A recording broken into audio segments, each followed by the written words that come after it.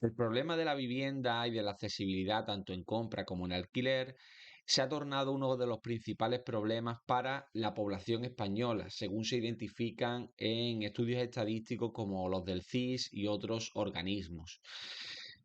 Sin embargo, tanto el gobierno como la mayoría de partidos políticos y también colectivos sociales están enfocando el problema, a mi juicio, desde un punto de vista poco acertado y quizás no solo contrario al sentido común, sino que redunda en resultados peores de los que podría esperarse si no se actuara en absoluto. Voy a hablar un poco de varios conceptos, como el concepto de especulación. Vamos a ver cómo ha evolucionado el volumen de construcción, el número de habitantes en España y otros elementos que podrían influir de manera directa en el equilibrio de precios que tenemos vigente en la actualidad. En primer lugar, vamos a hablar del concepto de especulación. Si un tendero pudiera vender un plátano o una manzana a 6 millones de euros, evidentemente lo haría. Lo haría porque una persona que posee un activo o que comercia con distintos bienes o servicios espera de manera natural ganar el mayor dinero posible, obtener el mejor rendimiento a mercado que pueda. Esto no es simplemente especulación, sino el fruto de la inversión que esta persona está realizando. ¿Qué ocurre? Que no puede venderlo a ese precio. ¿Y por qué no puede venderlo? Porque existen unas condiciones, unas competiciones entre los distintos vendedores de plátanos y de otros bienes sustitutivos. Hay otra tienda en la esquina, hay un supermercado a 100 metros o a 300 y por tanto esta persona no puede vender el plátano a 6 millones de euros porque nadie lo compraría, evidentemente. A menos que sea Mauricio Catalán. Aquí, como vemos, hay un plátano básicamente con una tira pegada a la pared. Esto se subastó por 6,2 millones de euros, justificando que era arte. 6 millones de dólares. ¿Qué quiero argumentar con esto? Pues básicamente que los precios de la vivienda, tanto en venta como en alquiler, no los decide un propietario individual debido a su ambición o ánimo de ganar dinero. Evidentemente, si pudiera, lo vendería a 60, 70 millones de euros, a 6.000 millones de euros, si hubiera un comprador que estuviera dispuesto a pagar eso por su propiedad. Pero la realidad es que se da un equilibrio de mercado concreto y el vendedor, en este caso, o la persona que arrienda un bien, es precio aceptante, es decir, debe amoldarse a la realidad actual del mercado del cual participa.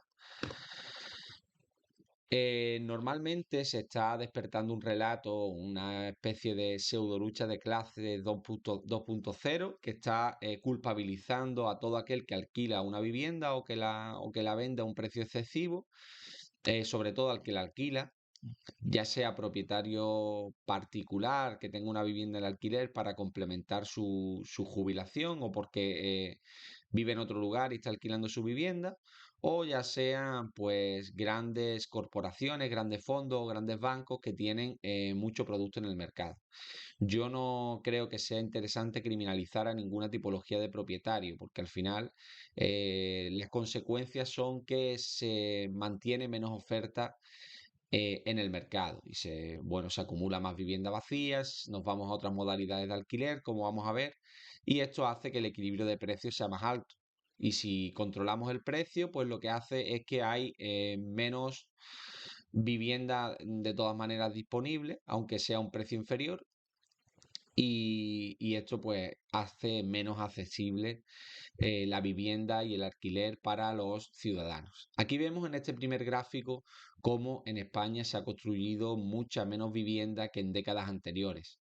Evidentemente no vamos a compararlo con el boom que se vivió en los años 2006, 2007, 2008, porque aquello fue algo totalmente excepcional. Sin embargo, si nos remontáramos a las 2 décadas anteriores a este momento, unos 20 o 30 años, los niveles de construcción estarían en torno a 4, 5 y hasta 6 veces por encima de los niveles que estamos viviendo en la actualidad. Esto habla, por una parte, del momento que ocurrió posteriormente a la crisis del año 2008, y es que se destruyeron muchas empresas, muchos empleos dentro de este sector, También la construcción adquirió un aura negativa, como si el ladrillo en sí mismo, la construcción, hubiera sido responsable de aquella crisis, cuando realmente lo que hubo fue un ánimo burbujístico acompañado de una facilidad de crédito muy elevada, tanto por bancos como por cajas de ahorros, y en realidad pues una burbuja especulativa de personas que buscaban comprar una vivienda para venderla a los pocos meses o años y beneficiarse de manera dramática, pues tenemos ahora esta realidad, una realidad en la que menos empresas han proliferado, en la cual el crédito es menos accesible, existen unas regulaciones más estrictas y por otra parte la inversión pública pues está cayendo con fuerza. La inversión pública está en mínimos históricos, a pesar de que los políticos pues están centrando más el mensaje en la cuestión de la vivienda, están culpabilizando a los propietarios privados de una cuestión que a mi juicio deberían solucionar ellos, como veremos posteriormente con distintos argumentos. Por otra parte, esta reducción en el número de viviendas nuevas construidas viene acompañada de un crecimiento muy importante de la población española. Como vemos, las tasas de crecimiento de la población española son muy altas. Es el principal motivo por el cual el Producto Interior Bruto del país está creciendo con fuerza y por encima de la media de la Unión Europea. No porque la productividad por persona esté aumentando, sino sobre todo porque la población está creciendo mucho y el número de trabajadores pues también.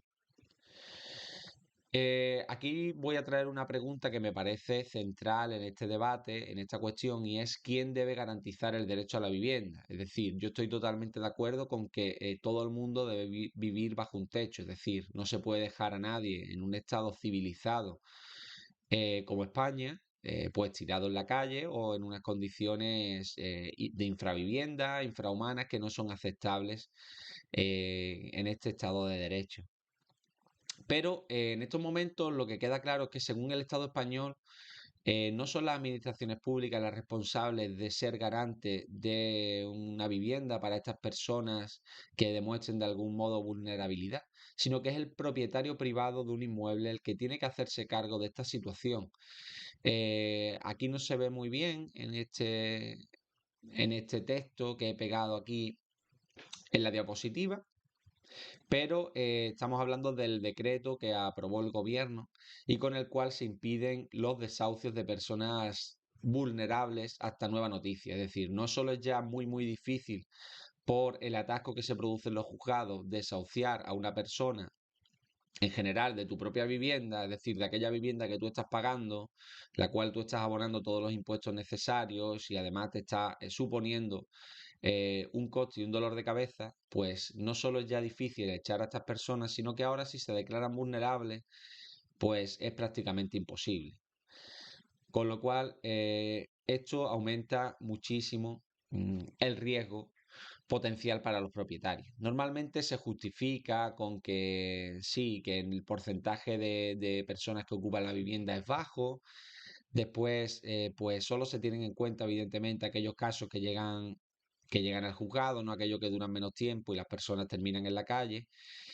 Tampoco se tienen en cuenta aquellas personas que te alquilan un inmueble, pagan un mes, tienen un contrato, claro, pagan un mes y después te dejan de pagar, que es lo más habitual. Y todo ello engrosa las estadísticas. De todas formas, aunque solo fuera uno o dos casos, si la percepción de los propietarios es que esto te puede ocurrir, esta desgracia de que tú sigas pagando tu hipoteca, tus gastos, tus impuestos, y una persona o varias personas se te puedan quedar dentro de tu inmueble durante un largo periodo de tiempo y quedes desprotegido totalmente, pues esto lo que hace es que aumenta el riesgo de la inversión y lo aumenta mucho, ¿no?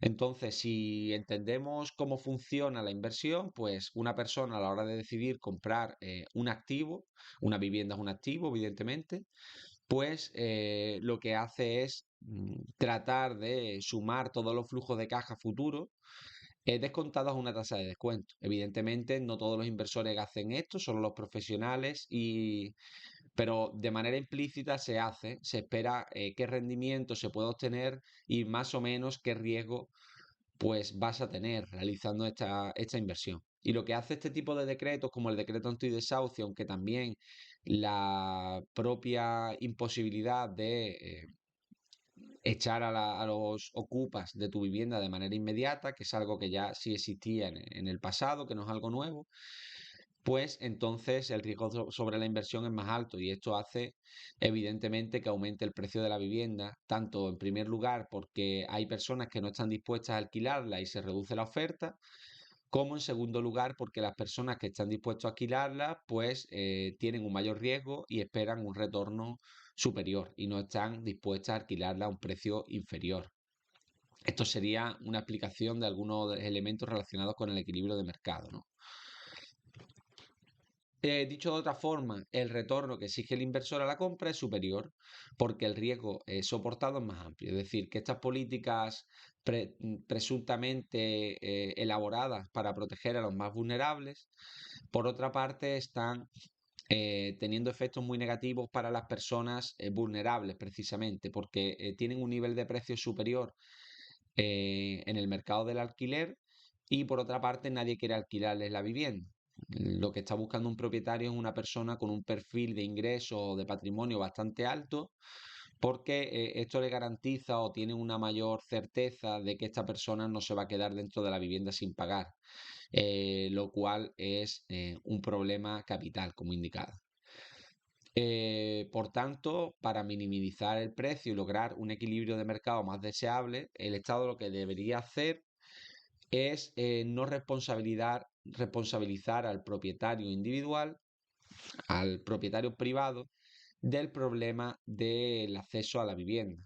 Esto es algo que debería recaer sobre el Estado, porque ya estamos pagando suficientes impuestos como para que el Estado sea garante de este derecho básico.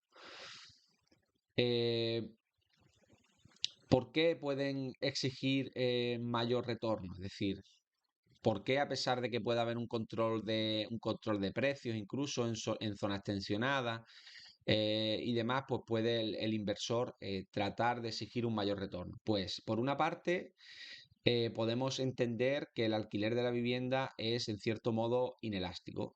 Es, si hay personas, muchas personas que quieren vivir, por ejemplo, en el centro de Madrid o en una zona cercana al centro de Madrid, pues van a empezar a pagar precios más elevados, aunque esto represente un porcentaje muy alto de sus ingresos. No es como otros bienes que sean más elásticos, como puede ser, pues no sé, una, una bolsa de arroz o un plátano, como hemos dicho, y demás. Que si tú ves que está muy caro en una tienda, pues te vas a la de enfrente. En este caso, si quieres vivir en el centro de Madrid o cerca, no puedes irte a Cuenca a vivir. Evidentemente, sería una decisión personal que ya entrañaría otra serie de cuestiones relacionadas con el empleo, la familia y demás. Por otra parte, también es cierto que los propietarios están teniendo salidas de esta especie de laberinto infernal en el cual se les ha envuelto, ¿no? Y es que hay otras opciones en estos momentos que permiten escapar de este atolladero. Por una parte, el alquiler de temporada.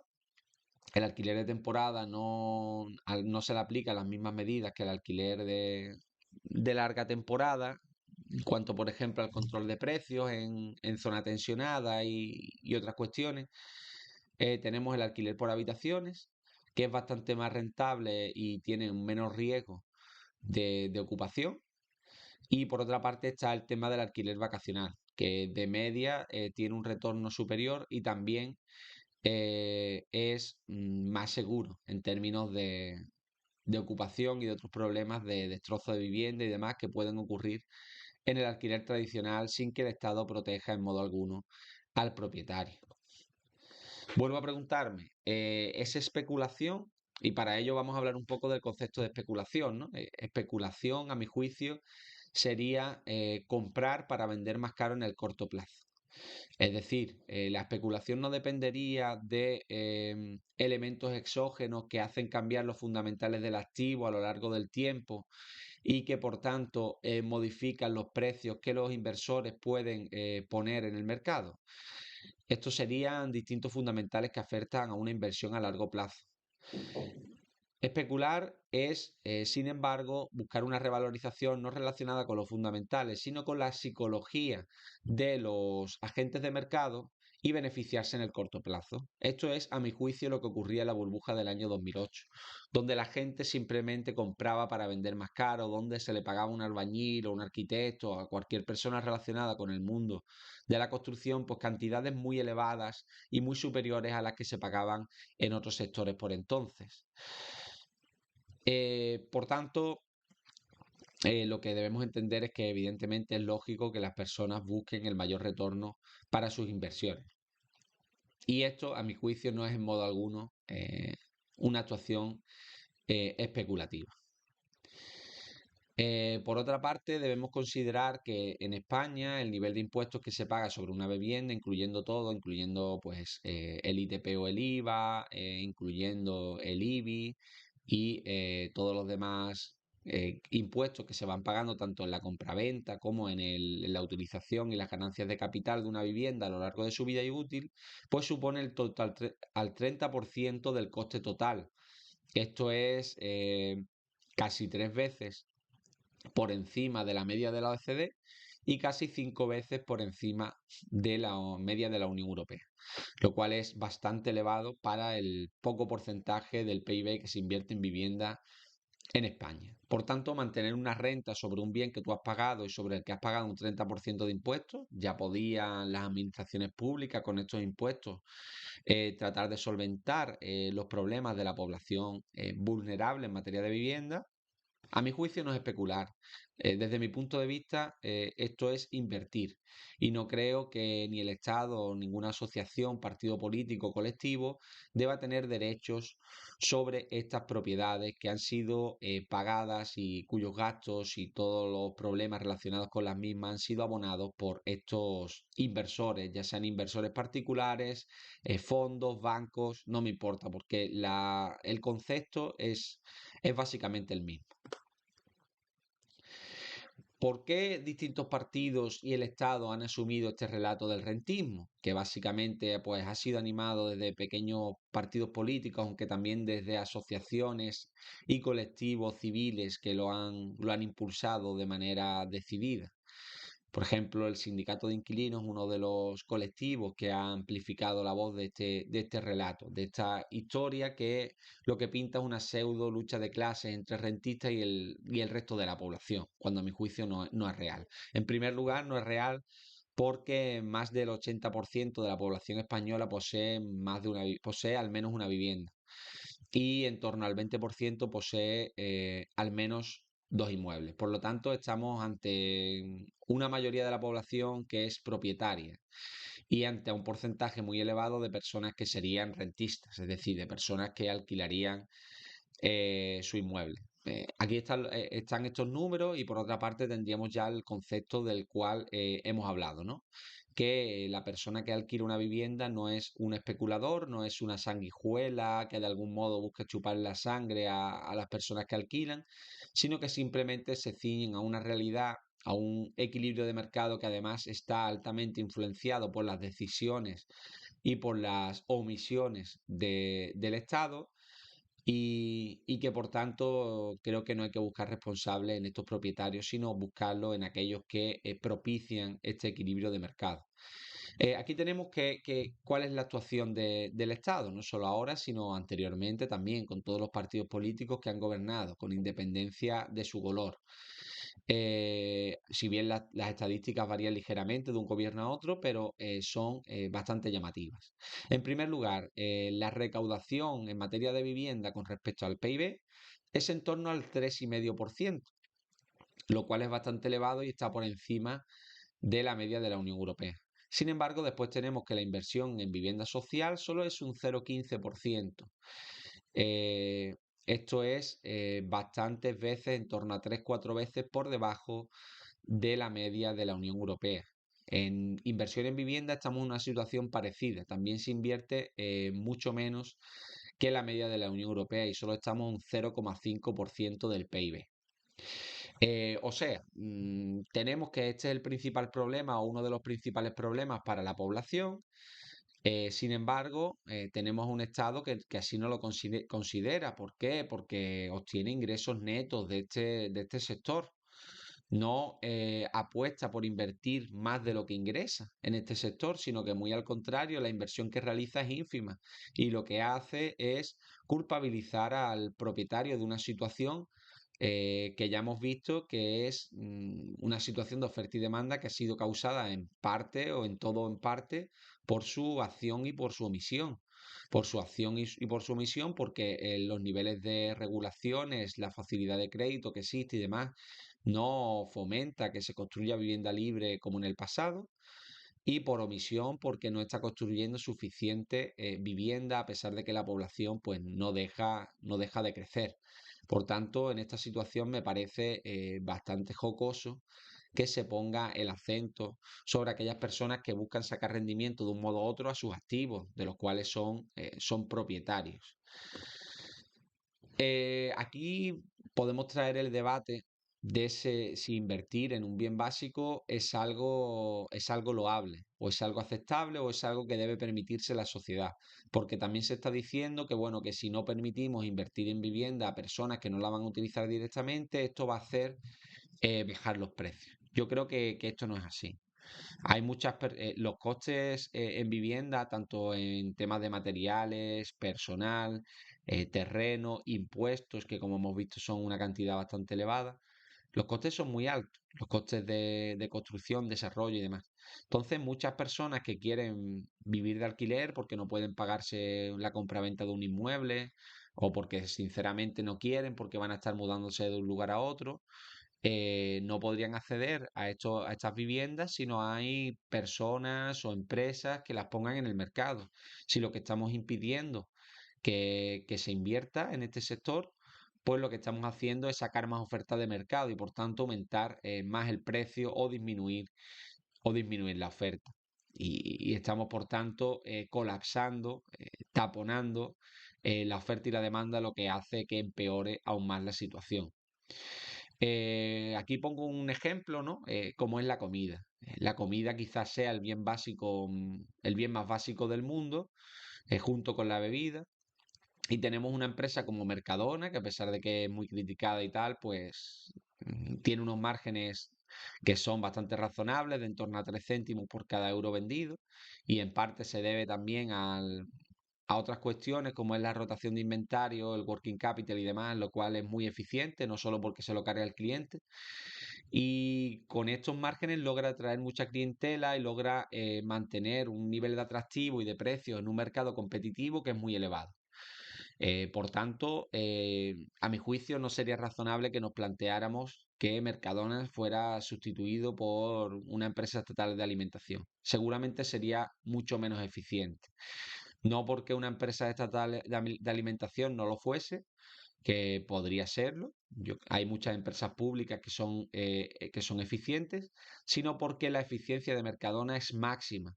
No solo tiene unos márgenes y unas estadísticas muy superiores a las de otros supermercados en España, sino que dentro del mundo en general es uno de los supermercados más eficientes. Y bueno, cabe hacernos también esta pregunta en base a esta cuestión. ¿Por qué si Mercadona, Día, Carrefour, que son gigantes empresariales, se han labrado un futuro con bienes básicos y pueden hacerlo sin ningún tipo de problema, logrando ofrecer un servicio a la sociedad? Yo, por ejemplo, que soy perito de los palotes, que tengo una vivienda para complementar mi pensión, o otra persona que tenga dos viviendas porque así se las ha podido ganar durante su vida, se tratan de especuladores, de rentistas, de personas que no pueden llevar a cabo esta actividad porque están comerciando con bienes básicos. Yo creo que simplemente es el relato que ha calado y que interesadamente las instituciones públicas nos han venido ofreciendo, ¿no? Eh, Poniendo en perspectiva el nivel de inversión que se realiza en vivienda, por ejemplo, tenemos que un 28% del PIB se invierte en pensiones y menos de un 1% se invierte en vivienda. Aquí parece que están claras las prioridades. Yo no digo que los pensionistas no tengan derecho a obtener pues una pensión, porque a lo largo de su vida se lo han ganado cotizando y demás. Pero específicamente los más jóvenes, según el Instituto Nacional de Estadística, son los más damnificados por las políticas que se están llevando a cabo en las últimas décadas, porque le están aumentando los impuestos de manera explícita o implícita y por otra parte, las políticas que más le afectan a ellos de manera positiva, como son las políticas de vivienda para emanciparse y demás y desarrollar un hogar propio, están siendo políticas prácticamente nulas, como estamos viendo, y esto está aumentando mucho el riesgo de pobreza de las escalas más jóvenes con respecto a los más mayores, que históricamente tenían unos niveles de pobreza superiores en términos comparados y que ahora están mucho más salvados de algún modo por la mano del Estado. En definitiva, por cerrar este debate, yo pienso que lo principal y es el principal error del gobierno, es que se está responsabilizando de manera permanente y a través de un relato que está taladrando el oído de todos los españoles a las personas que ponen una vivienda en venta o en alquiler al propietario privado. Primero empezaron con la idea de fondos buitre, que en realidad normalmente no son fondos buitres, sino que son fondos de inversión. El porcentaje de fondos buitre es bastante bajo con respecto a estos fondos de inversión.